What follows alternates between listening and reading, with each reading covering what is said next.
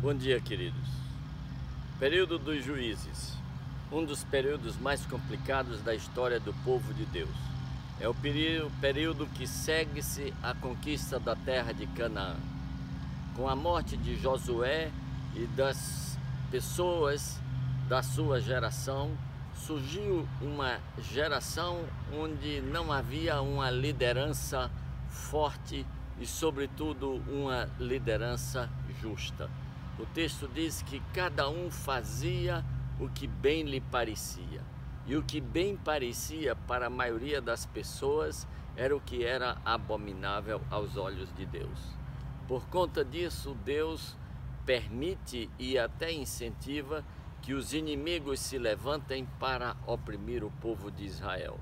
E nós vamos ter um período de cerca de 250 anos, divididos em tempos de paz e tempos de opressão, mais opressão do que paz.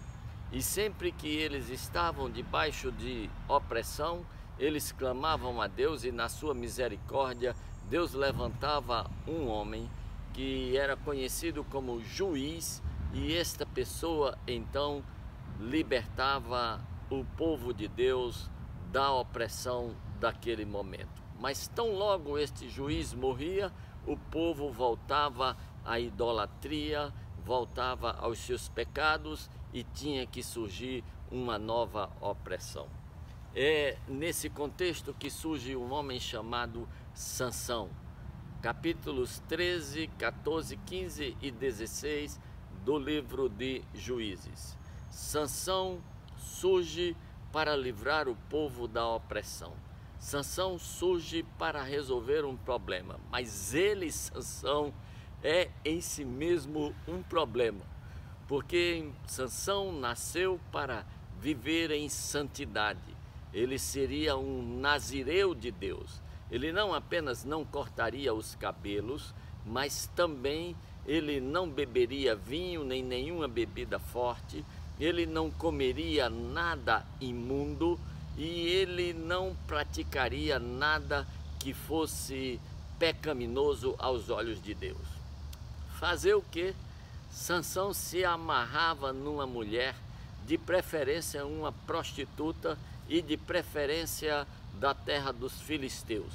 Ele nascera para libertar o povo de Deus da opressão dos filisteus, mas ele vivia apaixonado pelas prostitutas lá da Filistia. Então, um dos episódios da vida de Sansão é quando ele vai visitar uma mulher na cidade de Tina, lá na região dos filisteus, e um leão sai contra ele. O Espírito Santo de Deus vem sobre Sansão e Sansão rasga o leão ao meio como se fosse um cabrito e deixa o cadáver jogado lá do lado de fora da estrada. Na volta da cidade de Tina, ele vai ver a carcaça do leão. E para sua surpresa, na carcaça apodrecida do leão, havia uma colmeia cheia de mel. E ele mete a mão naquela carcaça apodrecida, pega aquele mel e sai se deleitando com a doçura daquele mel, lambendo os dedos, dá para o seu pai, para sua mãe, que igualmente o comem sem ter a menor ideia de onde viera aquele mel. Sim, queridos, era mel, era doce, era gostoso, mas era imundo. Viera de uma carcaça de um animal morto, era considerado imundo. Sabe, às vezes com o pecado acontece isso. Às vezes o pecado é imundo, mas ele é doce, ele é agradável, e a pessoa arranja todo tipo de desculpa para poder criar este pecado de estimação. E ele arranja, inclusive, justificativas teológicas para poder viver uma vida de pecado, tendo sido chamado para viver uma vida de santidade.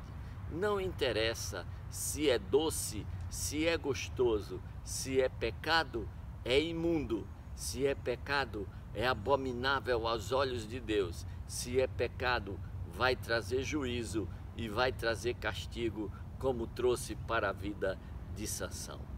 Tenha cuidado com o pecado, principalmente com o pecado bonito e gostoso. Deus lhe abençoe. Tenha um bom dia.